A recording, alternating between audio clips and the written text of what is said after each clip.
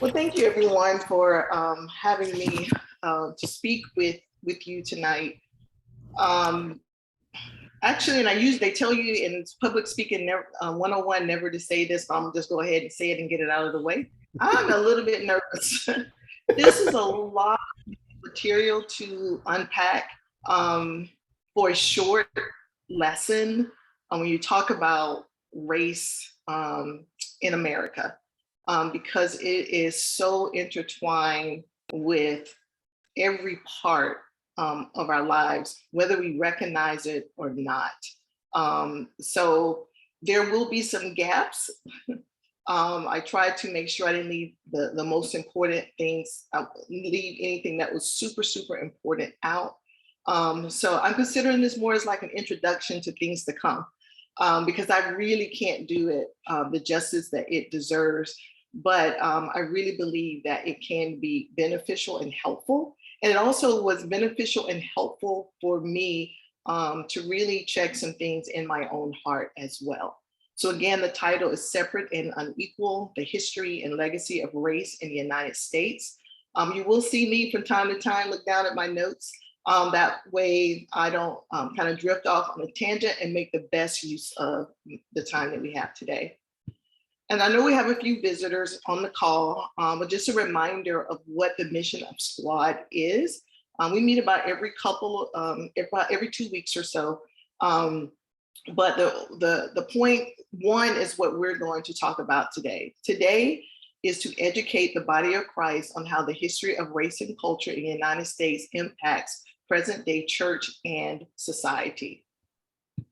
So the purpose, specific purpose of tonight is to better understand the racialized history of the United States, to understand how this racialized history impacts us today, to search our hearts for racialized attitudes, and to consider how to have equal. So a total disclaimer right up front. I'm going to have one scripture at the beginning, and then we're just going to go through a lot, and then we're going to look at the scriptures in light. Jerry. Yes. Hold on. Barbara, can you mute? So just some background. I was born in Atlanta, Georgia in 1966, and that is toward the end of the civil rights movement. My mother and father grew up in the Jim Crow South and attended all Black schools from kindergarten through college. So even though Brown versus Board of Education deemed separate but equal schools unconstitutional in 1954, and what I mean by separate but equal, during that time, a lot of you on this call are old enough to remember where Blacks and whites did not attend the same schools. But the schools were supposed to have equal facilities. I was among the first group of kids in Theune, Georgia, a small town about 30 miles southwest of Atlanta, to attend integrated schools. A job transfer later took my family to Valdosta, Georgia, which is a town almost at the Georgia-Florida line. That was still small, but twice. They're taking video so other people could see it. I'm sorry. That's okay. All right. So this town was small, but it was still twice the size of the town that I grew up in. And so that town, we had our own. I don't know if you guys are familiar with the TV show Friday Night Lights. Well, that's what Valdosta, Georgia was like, where on Friday nights, football actually brought the entire town together. Blacks who lived on the south side of the railroad tracks and whites who lived on the north side of the railroad tracks. And that really was how our city was separated and therefore segregated. But there was only 2 high schools. So interestingly enough, the 2 high schools were about 50% Black and 50% white. We didn't really have any other racial or ethnic groups in that city. But although we were the second Black family to move into our all-white neighborhood, so we knew our neighbors, we spoke to them, but I don't ever remember being invited into their home. I don't ever remember them coming into our home. We were in class together, but we never ate lunch together. We built homecoming floats together, but we never built friendships. Blacks and whites in high school actually had crushes on one another, but no one dared to cross the color lines. This was the early 1980s. In short, we lived a cordial yet separate existence. We shared public places, but we were highly segregated in our private spaces. That separation was eerily familiar when I left home to attend the University of Georgia, which right before I entered school there, the university made an extensive effort to recruit Black students because they really wanted to diversify the student body. In fact, those diversity efforts was one of the reasons that I chose UGA. Let's just say though, I was a bit disappointed. Blacks and whites sat side by side in class and celebrated football wins between the hedges at Sanford Stadium on the center campus on Saturday afternoons, but then retreated to their separate private spaces until class on Monday and the next home game. So what pattern I saw in my hometown of Valdosta, I also saw it in Athens, Georgia, in college. I returned to college 25 years later to earn a master's degree and eventually a PhD in sociology with a concentration in race and ethnic relations and immigrations. Given my background and experience, my interest in matters of race should be no surprise. That interest began in first grade when my math teacher, who happened to be Black, when I asked for help, told me to go sit down. She had to help the white students first. I was only 6 years old, but I knew that there was something wrong with that statement. That interest only accelerated when the miniseries Roots aired on ABC in 1977, over 8 consecutive nights. Now, mind you, I was only in the 5th grade, but my parents let me stay up every night to watch it. And it opened a window into the history of race in the United States that had not been addressed in my school or any other public places that I knew. So I want us to watch a 5-minute clip from that miniseries, and we'll discuss it a little bit. But to set up the scene, the 2 teenagers, one Black and one white, grow up playing together and are best friends. Missy Ann, who is white, teaches Kizzy, who is a Black slave, how to read. Remember, they're teenagers at this time.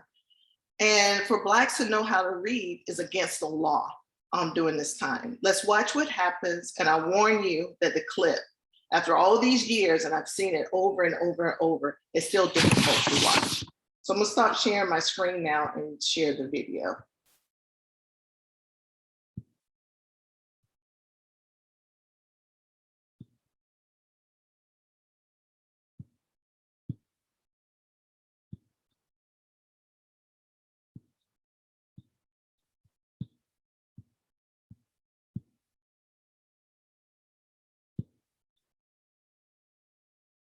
And let me know if you can't hear it. Of the Spirit. For God giveth to a man that is good in his sight wisdom. Is that you breathing, Kizzy? Uncle William, it was only a trick. Kizzy and I are making up this joke to play on Mammy Belle. We're gonna make her think Kizzy knows how to read. Her eyes will just pop out of her head. I forbid it. Well, whatever you say, Uncle William, but it was only a trick. I'm not blaming you, darling. Miss Anne has been gone for a good while and doesn't understand the importance of such things. I'm surprised at you, Kizzy. You really want to play a cruel joke like that on a fine woman like your own mama, Mammy Belle? Get dressed as soon as you can, darling. I've got a special present for you. You finish unpacking Miss Anne's things, and no more tricks. Yes, sir, Master. Mammy Belle is as true and loyal a woman as the Almighty ever let draw breath.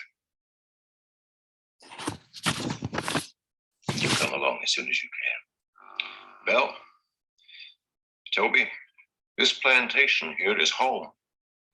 It's home for all of us. All being part of the same family almost. Negro as well as white. Members of a family have responsibilities. They have to keep the rules. Otherwise, it would be impossible for us to live together in peace. You understand that? Yes, sir. If any of you break the rules, my rules, I have no choice but to remove the offender for the good of all the rest of us. Yes, I could forgive the transgressor, but it would be like leaving a rotten piece of fruit in a barrel to spoil everything around it. It's not fair. You come to show you this.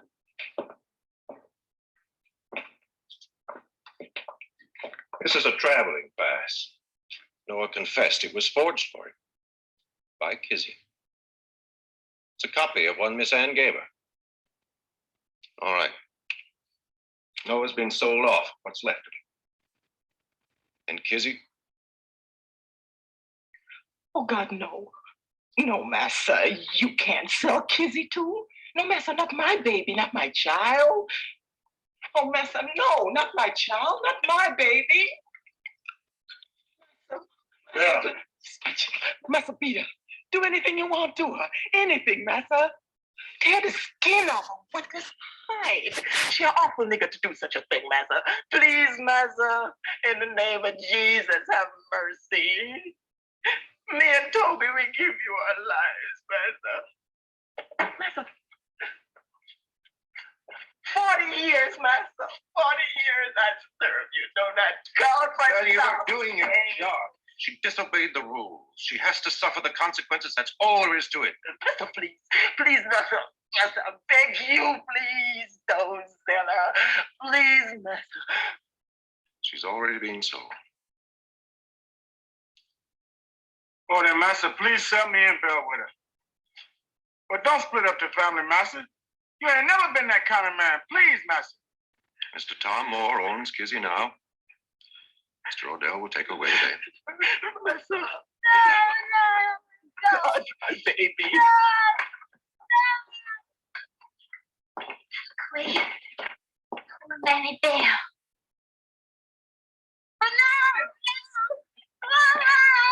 Mama, no! Mama!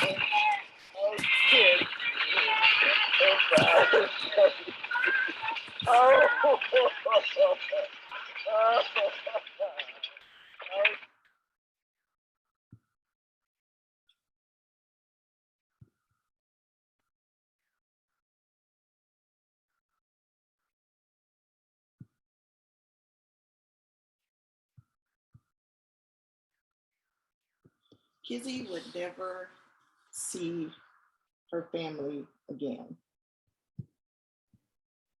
I'm sorry, let me share my screen.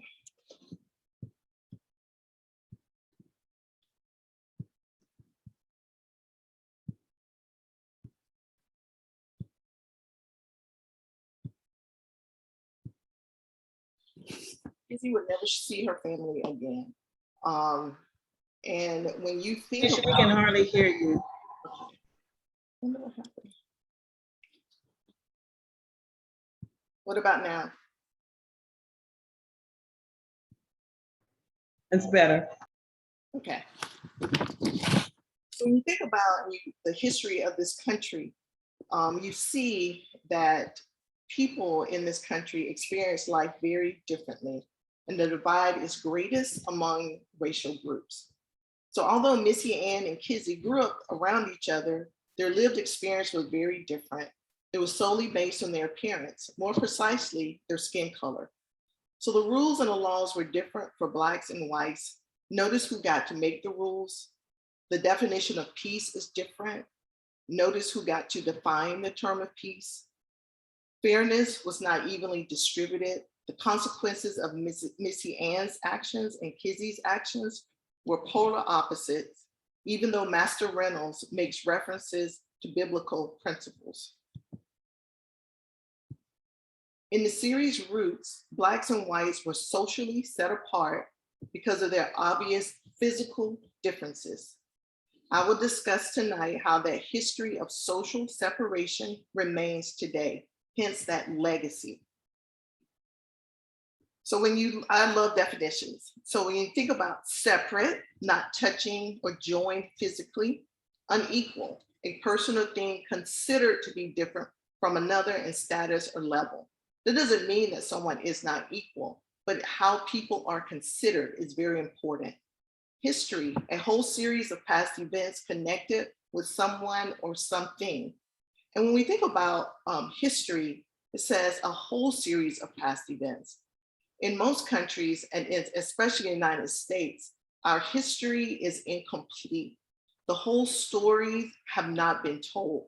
And additionally, we have to look at who's telling the stories. 95% of the history that was written, I think this stat came up about for the year 2000, was written by white males, which leaves out a large portion of our country.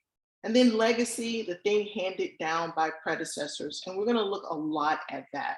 So our past really has an influence and has consequences for the present and our future. And one of the ways that we're gonna look at very briefly toward the end is that although millennials and the Gen Z generation live more integrated lives than I live, and definitely more so than my parents and grandparents, the United States remained mostly a racially segregated, isolated, and exclusionary society. We see it in a lot of areas. We even see it in our churches. Tonight's class will only be on race. And some of you may ask why, because we don't have time tonight to do race and ethnicity. And I chose race because it is the most organizing mechanism of life in the United States. Here are some hot topics that we will not discuss tonight, but I hope that we as a congregation can dive into these later. But really what is needed is to have those conversations and activities in person and more like an interactive workshop. So especially as it relates to now, I hear these terms thrown out a lot. However, I'm just gonna go ahead and say it. I don't think most people understand what all the terms mean. But this discussion tonight that we have on race will help us to understand these hot topics as well, because they are intertwined with race, and really they have race at its core. So let's talk about what is race. Most scholars really agree on some version of the definition I put up here, a group sharing apparent physical traits. So it's what's obvious to the eye, what you can see, and what society says is socially significant. And most people think by looking at external differences of people, these physical traits, that somehow tells them something about who they are on the inside, their internal differences. And so these come up with, I honestly used to think these things myself: athletic ability, musical talents, math skills. However, what we have learned is knowing one trait, again, that obvious physical trait, skin color in particular, doesn't tell us anything about that person. So you probably heard the term, and I think they made a movie out of it, white man can't jump. And they were referring more to basketball, but Mikhail Baryshnikov, he actually jumps very well. There's lots of reasons why people are attracted to certain vocations and certain sports. And we see sometimes overrepresentation, and we make generalizations about groups of people based on overrepresentation or these outliers that we see. So for example, there is an overrepresentation of Hispanics in boxing. A lot of Blacks don't know how to swim. Like my parents didn't learn how to swim. And the reason why is because they didn't have access to swimming pools and they couldn't, and they lived interior and couldn't go to the beach. So a lot of times what we see people going to is things that are accessible to them, that are available to them. Some of you probably have watched a lot of the Olympics that just recently ended. And this was the 4x100 meter relay.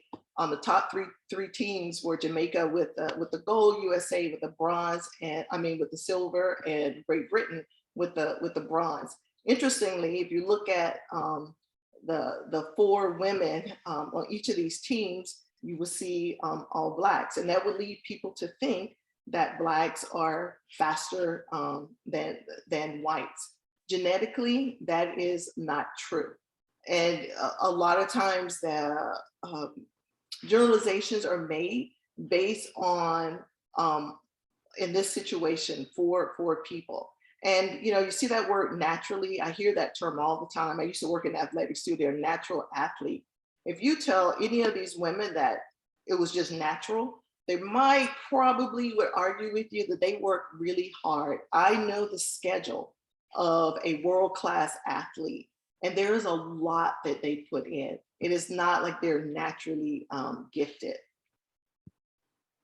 So if you don't take away anything from tonight, I want you to remember this: race is not real. Under the skin, we're effectively the same.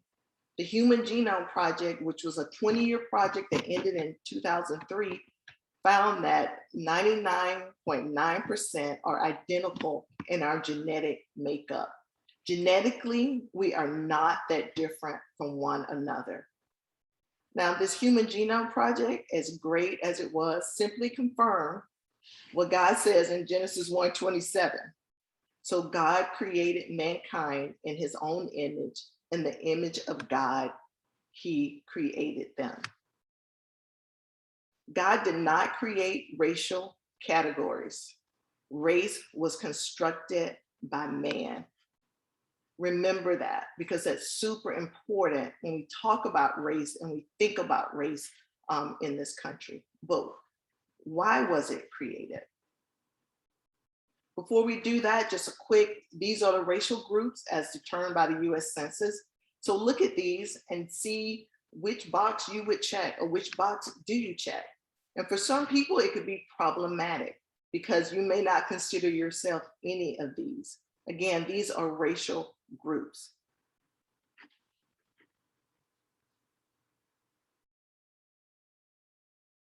And then you have ethnicity. They overlap, but they are not the same. And we're not talking that much about ethnicity tonight. It'll come up in a couple of things later, but we're talking about race. So ethnicity is a shared sense of belonging to and identifying with a given group based on cultural characteristics. We usually see it in language, religion, tradition, or even just cultural practices. Where are you from?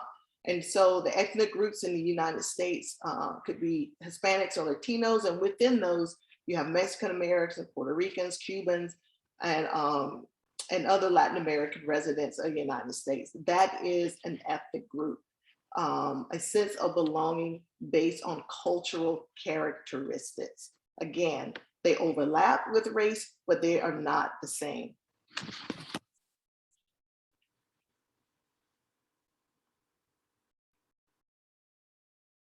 Let's go back to why race exists.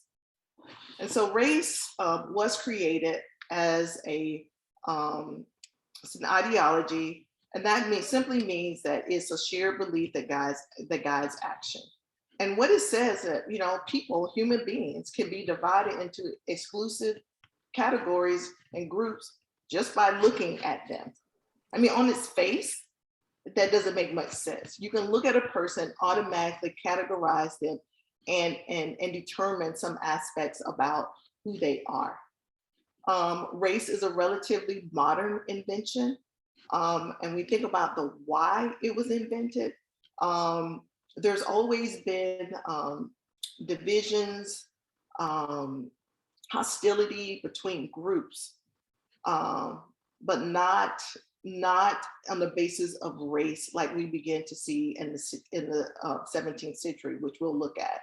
But the point of creating race was to justify the subordination and unequal treatment of non-white people groups. And remember this, for economic and political gain. And so this history of race has evolved over time, and it has endured. And it is a way that people view and experience the world. Again, this is not God's view. It is not God's invention. It was invented by man to exploit and take advantage of other people for power, status, and money. Most scholars would all agree, most of the words they use, those common word that I see is greed.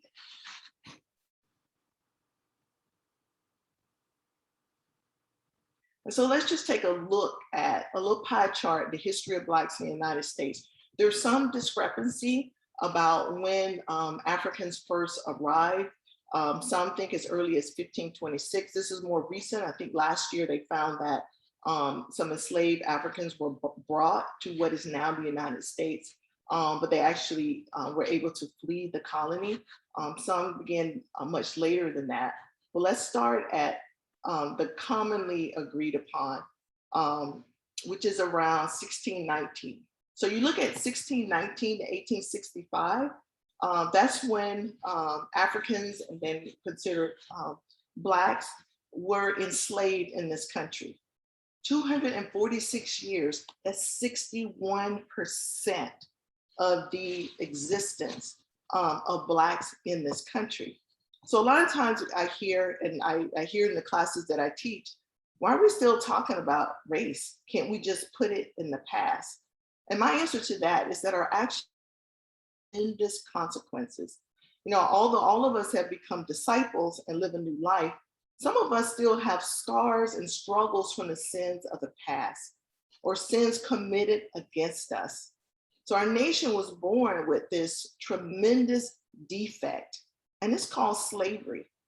And just like anything else, it is not without its consequences. Slavery has a legacy, and that is Black codes and Jim Crow. And when you think about this time period, it's 1865 to 1964. So again, another 100 years. So 25%. So now you're talking about 86% total of existence that Blacks have had in what is now the United States of America.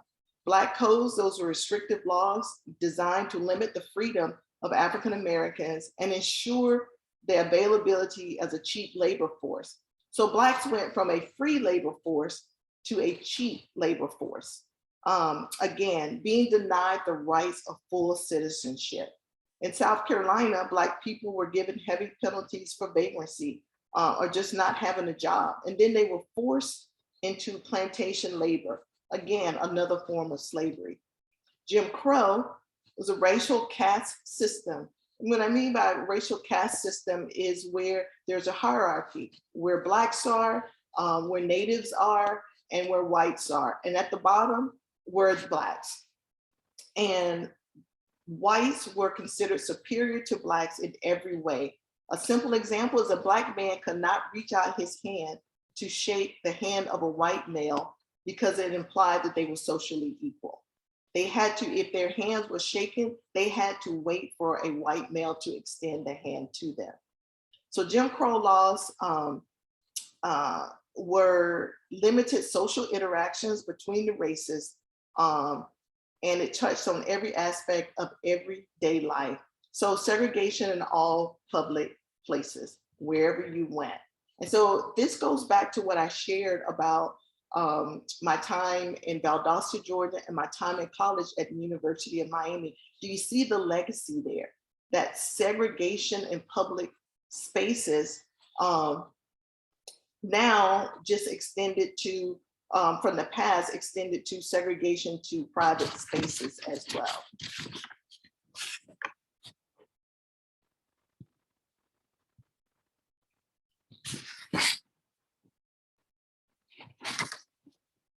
So indentured servants is really where the labor force for the United States began. They were the first to come over, settled in Jamestown after 1607. Indentured servants typically worked like 4 to 7 years in exchange for passage, meaning being brought over from the country they were from. They got room and board, lodging, and they had some freedom dues. So the life of an indentured servant was harsh. It was hard. There was restrictions. However, you knew that freedom was going to come. An indentured servant's contract, however, could be extended if you broke a law, if you ran away, and unfortunately, if you're a female servant, if you got pregnant.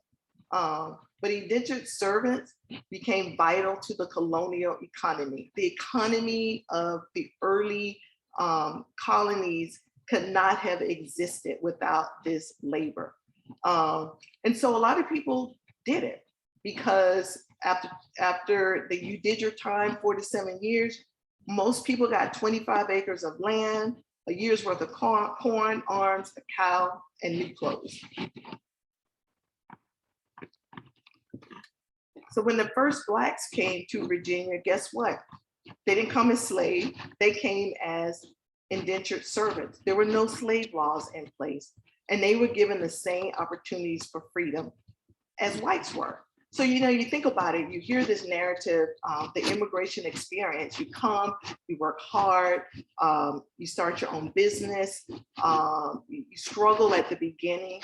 That was, at the beginning, the same narrative for Africans who came to this country. However, slave laws were soon passed in Massachusetts and in Virginia, and any small freedoms that might have existed for Blacks were taken away. And landowners became increasingly dependent on African slaves as a more profitable and ever renewable source of labor. Because when you were a slave, you were always a slave, and your kids would be a slave. So you see this shift from indentured servants to slavery that forever changed the place of Africans in this country. So Africans weren't enslaved because they were thought to be inferior. On the contrary, Africans were very skilled. They knew how to grow tobacco, they knew how to grow rice, they knew how to make bricks. And unlike many of the white indentured servants, those who were European background that came over, they were very hardy, and they were considered hard workers. And they really worked hard. And it's interesting, over time, as slavery becomes more entrenched into American society, Africans were thought to be or said to be lazy, shiftless, diseased, all those things that only maybe 50 years before, they were considered the opposite. So what you start seeing is that slavery becomes normalized institution in American society. And however, it's very interesting, Blacks were the only ones who were ever enslaved in this country. So it was reserved for Blacks only. And they who worked sun up to sundown in the fields, and at harvest time, you work 18 hours a day.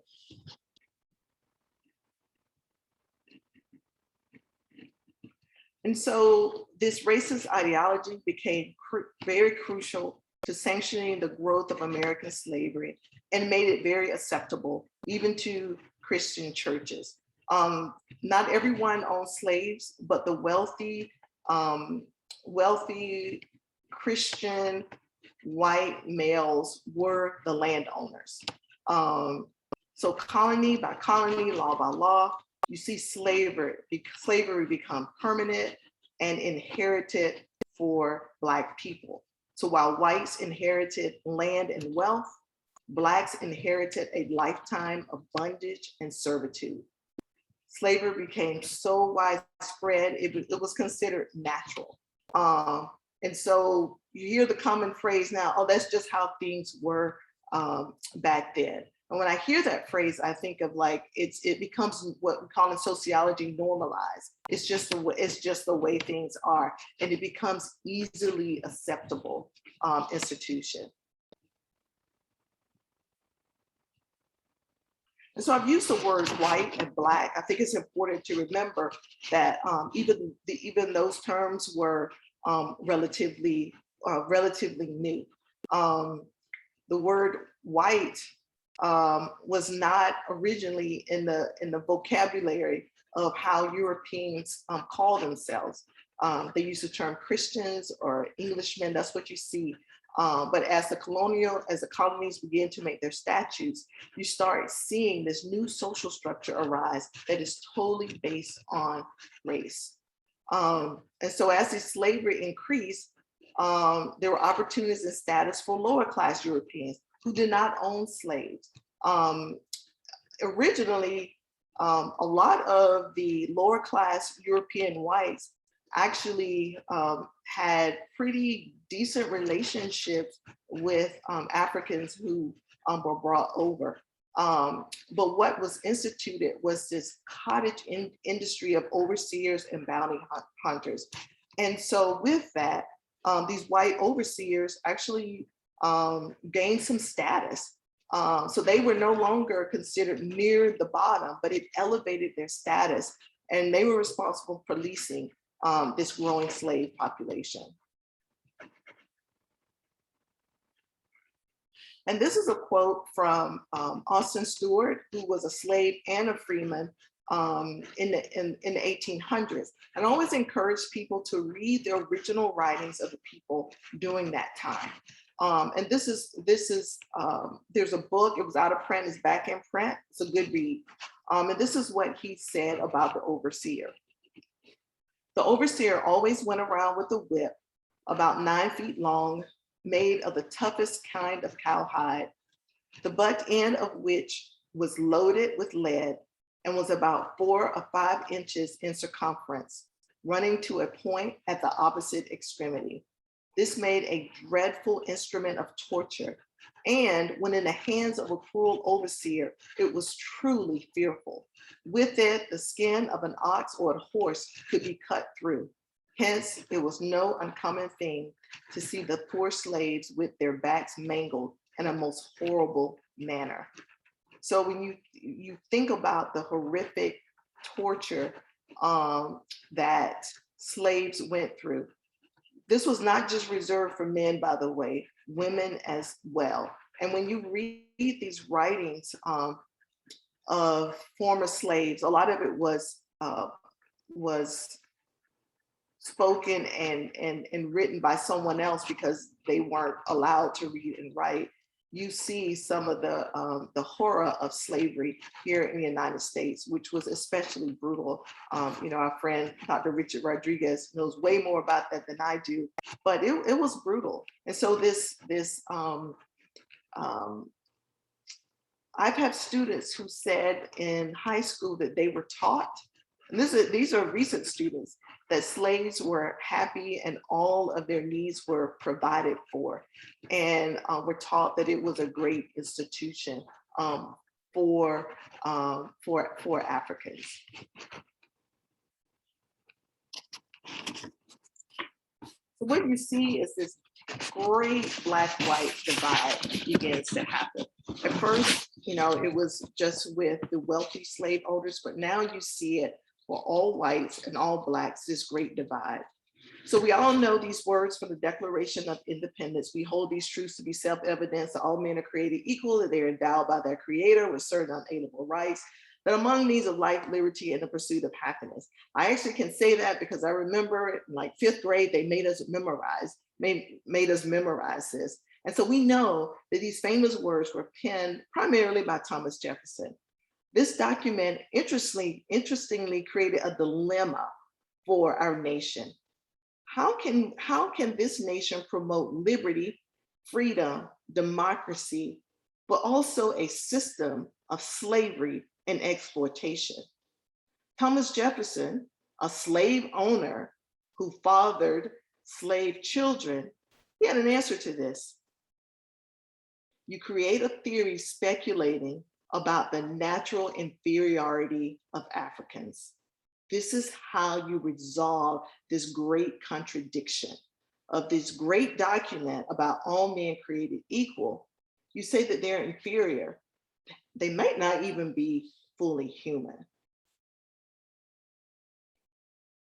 So we know those words from Thomas Jefferson.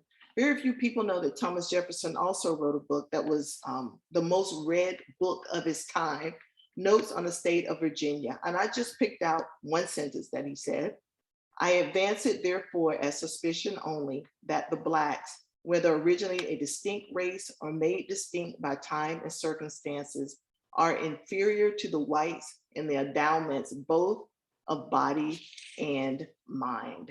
Thomas Jefferson in 1784, the same Thomas Jefferson that penned All Men Are Created Equal. Here, he clearly says that Blacks are inferior to whites, intellectually and physically.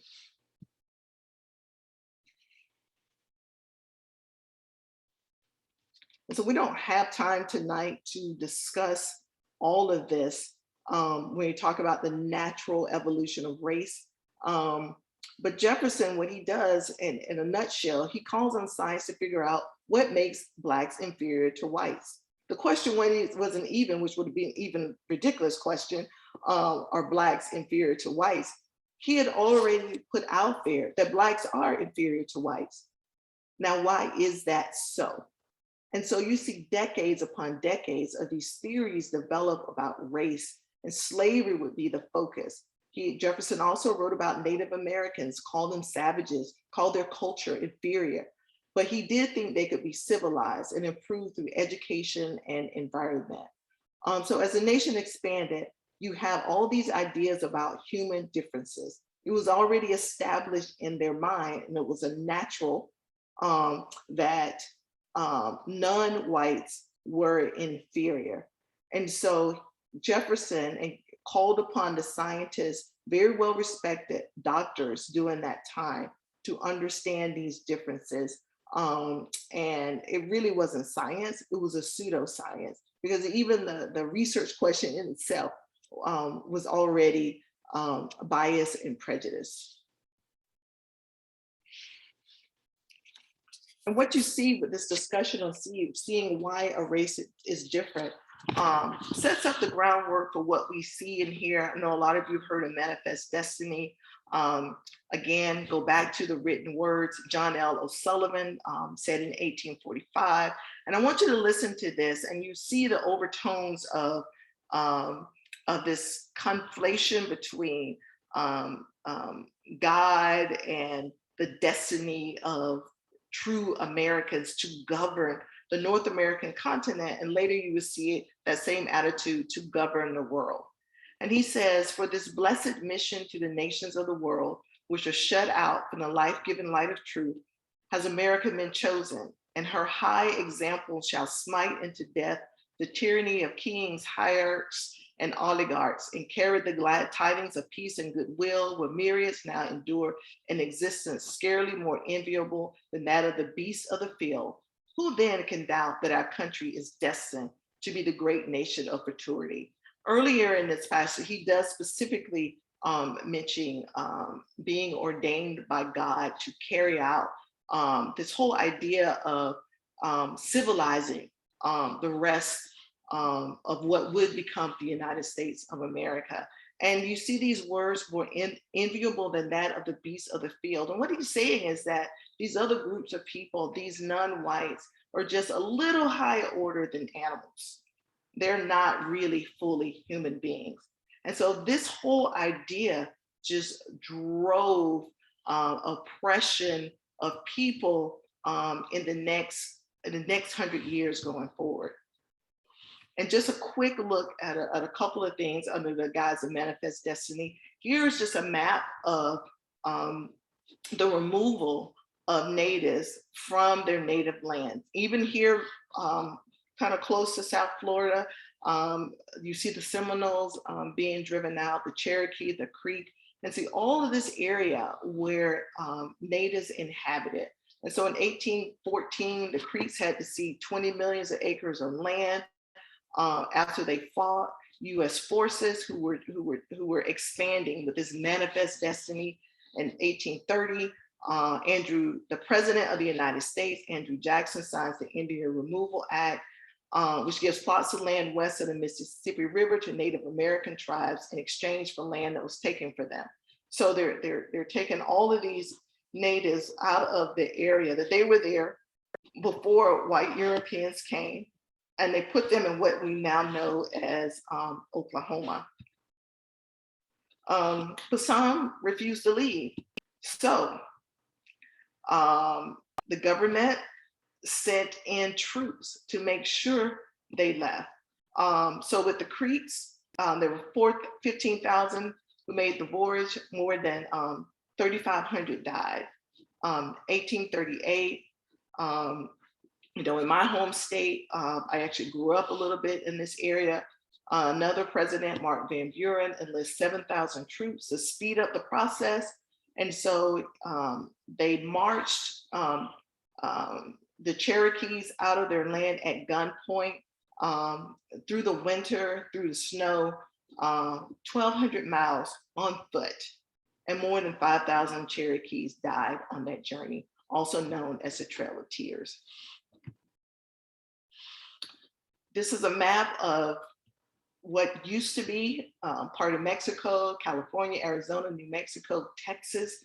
The US government forced Mexico to sell 2/5 of its territory. Those who lived in this area were treated as second-class citizens. And if you look at the history, they suffered some of the same prejudice and discrimination as Blacks. There are signs that say no Mexicans allowed next to Blacks. Mexicans were the second most lynched in the United States. There was school segregation, again, a separation. And so if you think about this, think all the way from the beginning, this whole idea of being different, separated, exploited, and discriminated against. And unfortunately, which our history, at least when I was in school, the US government's role in these actions was never really stated that much, but they're all involved in it. I actually teach that these government institutions actually precipitate some of these attitudes that people have, which we'll talk about very shortly. And so you see today, even we have this kind of back and forth, contentious kind of relationship with Mexico and Mexican Americans and those crossing the border.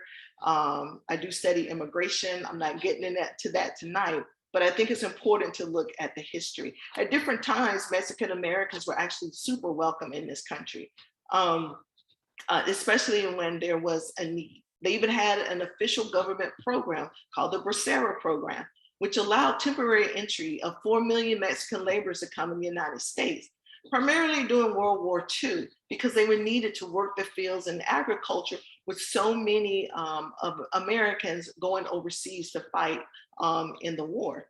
But when the program was over, they weren't welcome to stay as US citizens, but they were hired as illegals at cheaper pay. And so it really reinforces this subordinate status. Again, sometimes Mexican Americans were welcome, sometimes they were not. During hard times, they're not welcome, as in during the Depression. They were sent back. So Mexican Americans who were actually born in this country were sent back to a country. When I say back, it's probably not the right word to say. They were sent to a country that they weren't born in, that they weren't familiar with. They were Americans. And again, in this class, we don't have time to talk about who's considered a citizen and who's not considered a citizen. We see that with the Japanese that have come over. We see that with the Chinese who have come over historically and having to take cases to the Supreme Court to have citizenship, even though they were born in this country. Again, we don't have time to go into that tonight. This is an intro. And each of these things pretty much I've said could be an entire class on their own, quite honestly. So we say, which came first? And what I mean by that is there's this perceived process of racial relations, meaning that people, because of ignorance and hate, then they get these racist ideas about groups of people being inferior, and that leads to discrimination. It leads into acts where people act out on their hatred.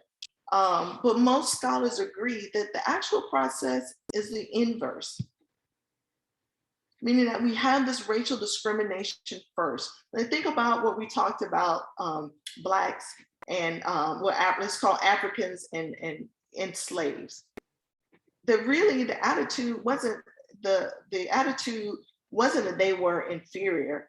It was like, what can we do where we're able to justify this really this greed that we have. So this racial discrimination, these practices go in place, whether it's slavery, whether it's Black codes, Jim Crow, whether it's taking people's land, whether it's genocides of the natives who live here. Those leads to the establishment of racist ideas, the same ones that Thomas Jefferson said. Maybe these people are inferior. They're not like us. There's something different about these people. And that leads to ignorance and hate. So what that tells us is that you may not hate another racial group of people, but that does not mean that you do not have racist ideas about people. It does not mean that you don't consider them less than. It does not mean that you consider them inferior, because we live in a country, unfortunately, that has a history of treating different groups of people differently. And so we can easily take on some of these racist ideas just by simply being and existing, because we're all around it. And so what we've ended up with as a country is separate and unequal. We had a Reconstruction era, which I love talking about. We don't have time to do that. That was like the brief moment in the sun where federal troops actually came down to the southern states and really made sure that African Americans were treated as citizens, and they flourished. They won political office, they started businesses, they owned land, really thriving and growing until Black codes and Jim Crow came in when the troops left, and it denied Blacks a full citizenship. And it took almost 100 years before you saw another Black become a congressman in Washington. So these Jim Crow laws basically kept minorities in a subordinate place. Segregation became the new norm. Slavery was a norm, and now segregation became a norm. It's just the way that things are. Blacks and white do not mix, they do not integrate, they do not share the same spaces. And we also have seen for this a history of unequal immigration laws, and largely based on economical and political gains. And what this does, whether we realize it or not, it creates this mistrust and separation among racial, ethnic, and socioeconomic groups. I'm not a believer that, that we're just inherently like to be by ourselves and separate. A lot of times that comes from what is happening in our nation, in our country. And it creates a level of mistrust. When we don't see others as ourselves and see them as equally, you're not going to be, you are not going to be one who cares about that person. And it becomes almost a competition even for resources that we have in this country. And I love this quote by this author, Richard Benjamin. He says, racial segregation is a de facto fixture of American life that impoverishes our understanding of each other. And you know what? That is so true. Racial segregation hurts our relationships with one another, and it impoverishes us. It means it makes us poor. Like when I think about my brothers and my sisters in the church, when I think about my friendships outside of the church, I am incomplete without them. I need them. And when we don't have relationships like that are close and intertwined, it makes us poor, not just in a economic sense, but in a spiritual sense and a fullness sense as well. So this enduring legacy, which we'll shift to, is that we have this dual and dueling identities of the United States. A lot of racial progress, a lot. I once was maybe late last year, I was having a hard time thinking, oh, I wish I lived in another time period. And I started thinking about it, and I was like, oh, no, going through the time periods. No, I don't want to live in another time period. So we do have this progression, but we also have the progression of racism or even a regression. So you have these two things going on. And again, tonight, we don't have time to just look at the US Constitution, and you see these dual identities of who we are as a nation. So there's this ideal of who we want to be, but there's a reality of who we are not yet. So there are a lot of challenges, but I see as a lot of possibilities. But however, I am a realist. We have to look at the facts. Blacks are the most segregated group in the United States. Who's second? Native Americans. So you're talking about two groups, one that was enslaved, one that spent, except for the last 57 years, there's people on this call who are older, I'm close to it, who were born before this last legislation that was done to try to give Blacks full citizenship in this country. And then you have the Native Americans who experienced basically genocide in this country, and their land was stolen from them. Churches are the most segregated institutions in the United States. There is more racial segregation in our churches in this country than on the workplace, on the sports field, in organizations, you name it, churches, which we are the people who call themselves Christians ought to know better.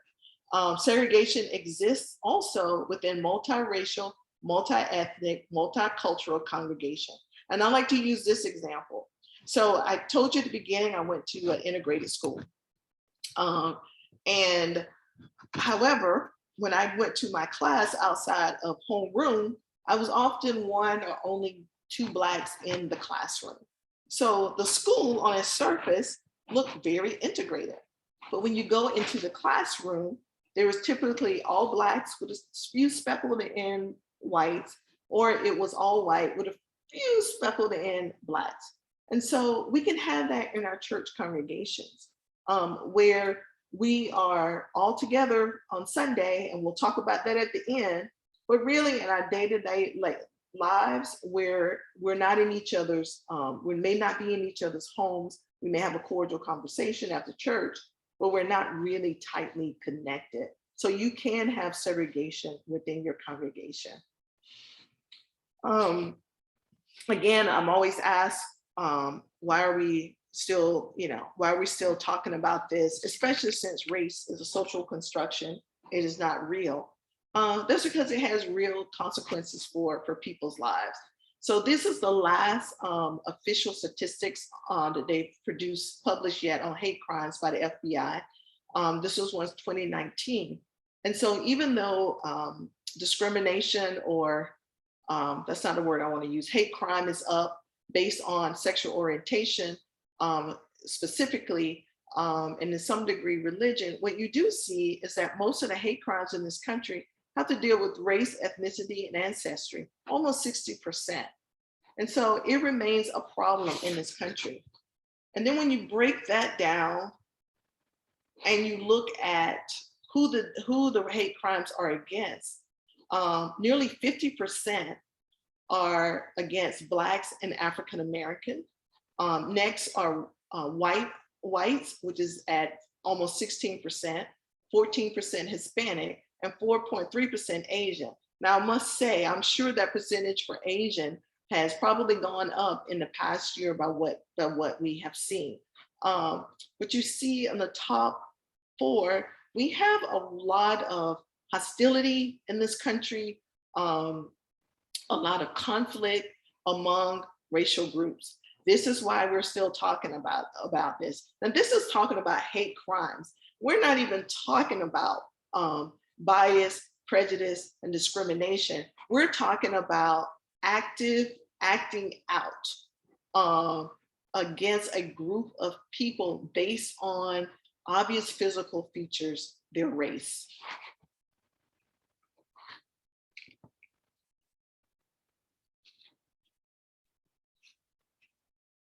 So what does this all mean for us today? When you think about the legacy of race, again, the outcomes and its effect are in every area. So I just chose one. And this is like the neighborhoods where we live. And I chose this because of where we live, Miami, where we're known to be a very outwardly, a very diverse city.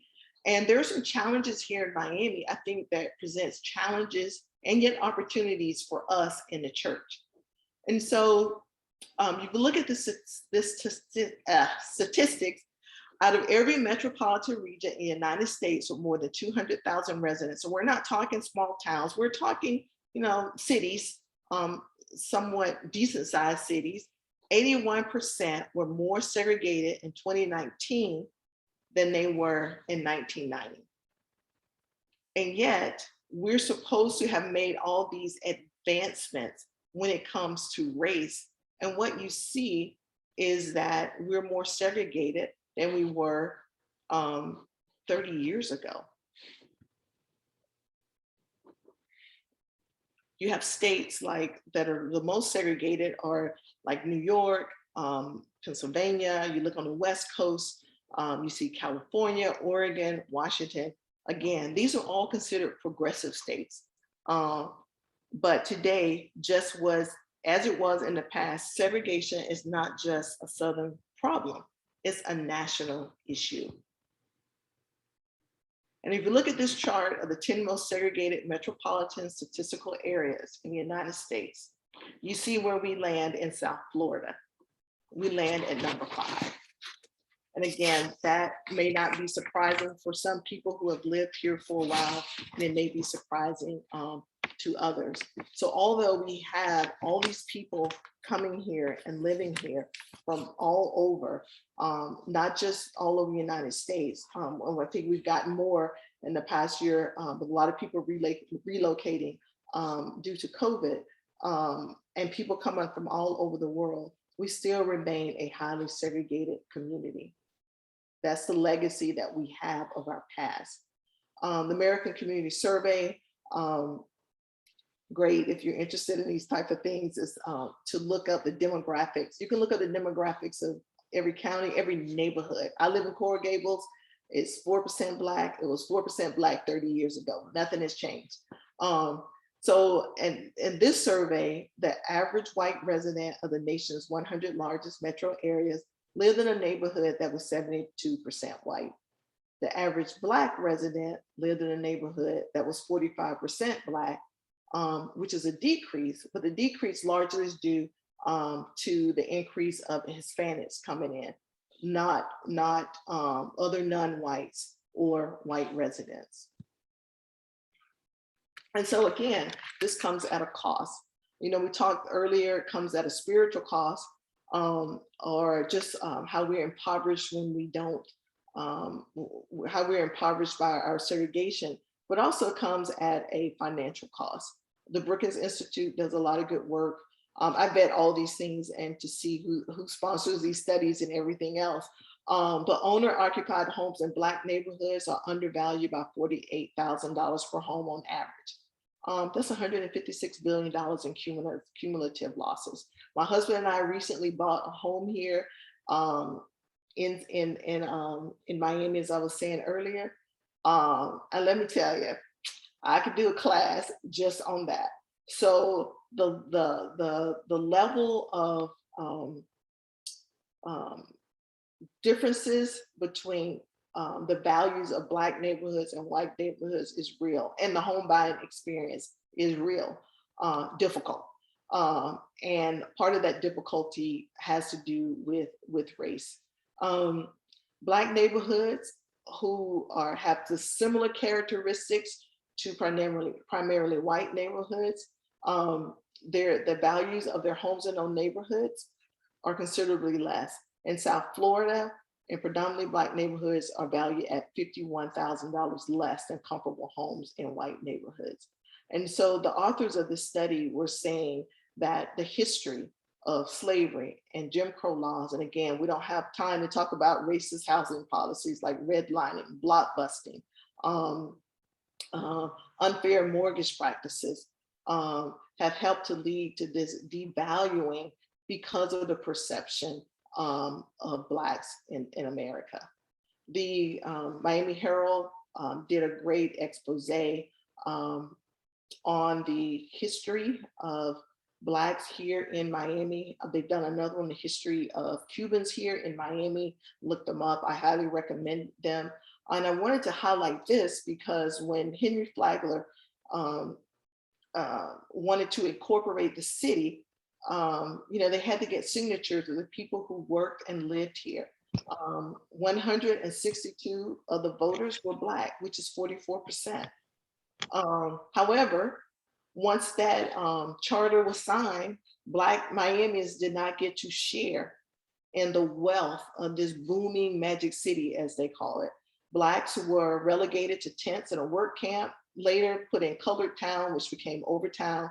And this was written last year. I think this year we just celebrated the 125 years of Miami Corporation. This is what the Miami Herald said. The Miami's Black population remains on the outs, separate and unequal.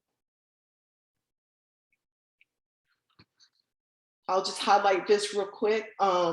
There are race barriers. This was actually an architectural article. Those of you who are from Miami probably know that at one time there was a wall barrier that was put up to separate the Blacks from a Black neighborhood, which was a housing project, from a white neighborhood, because white Miamians demanded adherence to the color line. This was in 1939. So they ordered construction of a 6-foot wall that divided Liberty Square from this white neighborhood to its east. Interestingly, it became a model for other cities to follow. This is a wall in Detroit. They actually got the idea from what was happening in Miami. So you can go all across large cities in the United States and you will see most of the walls are torn down now, but you see these remnants of the walls that were deliberately put up to divide Blacks and whites. Those are this history and the legacies of that we're dealing with even today. So Romans 12:2 tells us, do not conform to the pattern of this world, but be transformed by the renewing of your mind. So we've looked briefly at some of these patterns that we have seen in the world. And the pattern I want us to remember is that of segregation, isolation, and exclusion. A pattern is defined as a guide for others to follow. And this is a question that I always ask myself. Am I following the patterns of this world when it comes to my ideas about race? What are the attitudes that I hold based on race? And I have to remember, it is a human invention and a mechanism for superior status. We may not be driven by greed, but we may be driven by the desire to be better than other people. That's the pattern that the world has left for us to follow. Romans 12 tells us to be transformed. Transformation is dramatic. It's not being, I was sharing with someone last week, it's not about being the best version of ourselves, but it's about being like Jesus, who sacrificed his life for the benefit of all humankind. We are all made in the image of God. We were all knit together in the womb of our mothers. Who are we to view anyone less than the image of God? And that is how I think I need to view each and every person that I see as the image of God. A lot of us say we don't see color. Honestly, that's kind of hard for me to believe. We notice it's this obvious physical difference. We may fight hard not to treat people differently, but we notice them. And so tonight, I know I've said a lot, I need water to drink, but I really wanted to leave it with reflection questions. Take a screenshot, take a picture of it for you to ask yourself. Because in a workshop, we would have time to do some exercises and to dig a bit deeper. But I would love for you to take some time just to ponder and think about some of these things. You know, I put here in quote marks because I hear it a lot. We cannot change what happens outside the church, but only what happens inside the church. We're in the business of saving souls. But race is woven in the fabric of our nation, and race exists within our church walls. But we have to ask ourselves, what messages, I should say, ask yourself, what message do I hear? What messages do I see? Do I conform or do I transform? Because whatever, if I conform, if I transform, those are the attitudes that I bring inside the church. So ask yourself, what attitudes do I bring inside the church? And we have to be intentional. We don't generally talk about race a lot as a society. I think that's why we as a society are really struggling with it now. But I've learned to be uncomfortable. Let me backtrack that. I've learned to be comfortable with being uncomfortable. Let's make ourselves uncomfortable. Let's not be quick to say, oh, I see everybody the same and I love everybody. Think. And we have to be intentional. Remember, we have a legacy. The world has put a pattern out there for us to follow and to be like it. And it's very effective. The same walls and barriers that were put up 200 years ago, they remain today and they are thriving. So we have to be intentional to tear down barriers. There is no way that we can live in this country and not be affected by the things around us. As James mentioned, I do teach sociology, and there's this process called socialization, and it is lifelong. So we're constantly being screamed messages. We're constantly being taught certain things, maybe from our family, maybe from our peers, that do not align with what God calls us to. But we can easily accept those things to be part of the society or group that we belong to. And they shape how we think. It constructs a sense of who we are and how we think. And we think is normal and is right because it has become a norm. But unless we look and match what the scriptures say against how we are thinking, again, this is not just about doing. It all starts with how do we think? What's going on in our minds, and being honest and true with ourselves. 1 Corinthians 12, 21 through 26. The eye cannot say to the hand, I don't need you. And the head cannot say to the feet, I don't need you. On the contrary, those parts of the body that seem to be weaker are indispensable. And the parts that we think are less honorable, we treat with special honor. And the parts that are unrepresentable are treated with special modesty, while our presentable parts need no special treatment. But God has put the body together, giving greater honor to the parts that lacked it, so that there should be no division in the body, but its parts should have equal concern for each other. If one part suffers, every part suffers with it. If one part is honored, every part rejoices with it. And this is a reflection question for you. Do I have equal concern for all the parts of the body? Equal concern for all the parts of the body. Do I hold any superior attitudes or view others as less than, meaning inferior? And who do I treat with special honor and why? You know, look at that in context of the scripture that we just looked at. Only on Sundays. And I think this will may be the most challenging. So 75% of whites say they have no Black friends.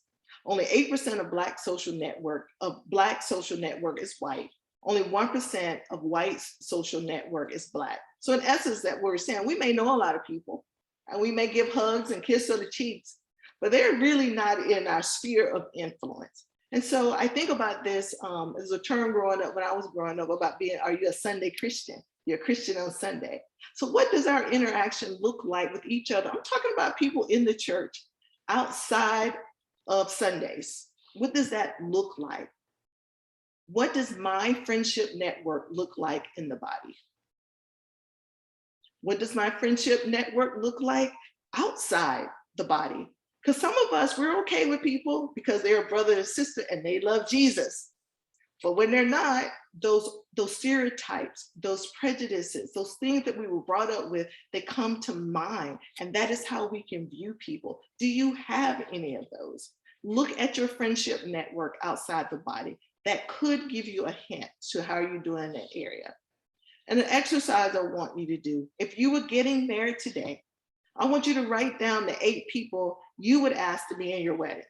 Because those generally are people who are close to you, outside of family members, not including family members. Who would you write down? Some of us have been married for quite a while. I've been married for over 20 years. I want you to think if you're married, if you were getting married today, I dare say that some of us may have gone to resegregation. Remember that slide I was talking about, where a lot of cities are now more segregated than they were 30 years ago. So at one time in the church, we may have had a diverse group of friendships, your best friends. Your wedding album shows that. But what does that look like today? What would it look like? Let's look at that honestly, because I think it says a lot about what the next classes are going to be about diversity and unity. And lastly, I want to leave you with, if I can, this conclusion. Race was not made by God, but constructed by man. Although race is a social construction, it has real consequences in the lived experience for people. No racial group is inferior, meaning also no person is inferior. And no racial group is superior, meaning that no person is superior. But people belonging to all racial groups, we can buy into that social hierarchy. Again, we must be intentional.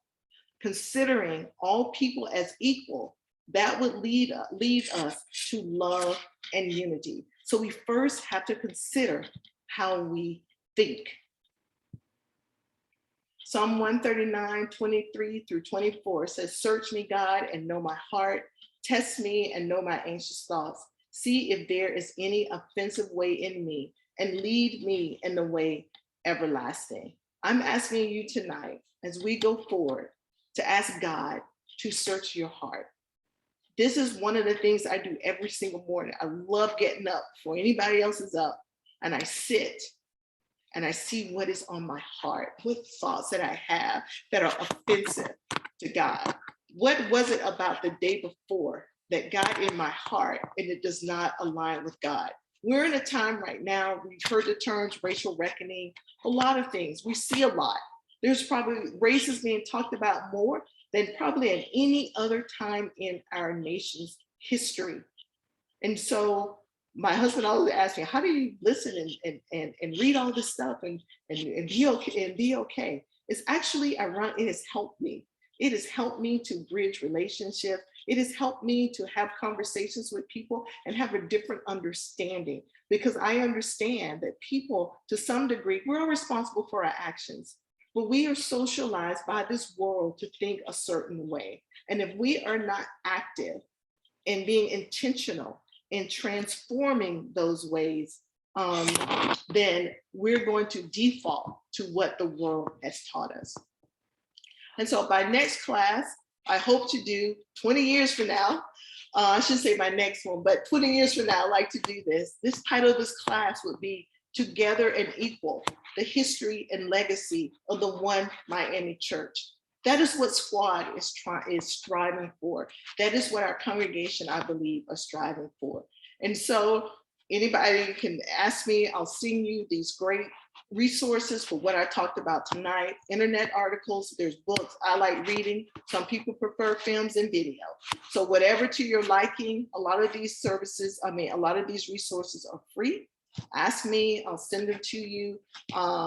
And I look forward to these workshops and conversations that we can have about race, and subsequently about all other subject matters that deal with culture and diversity, so we could really be a light to the city of Miami. Thank you for your time, and thank you for allowing me to go over.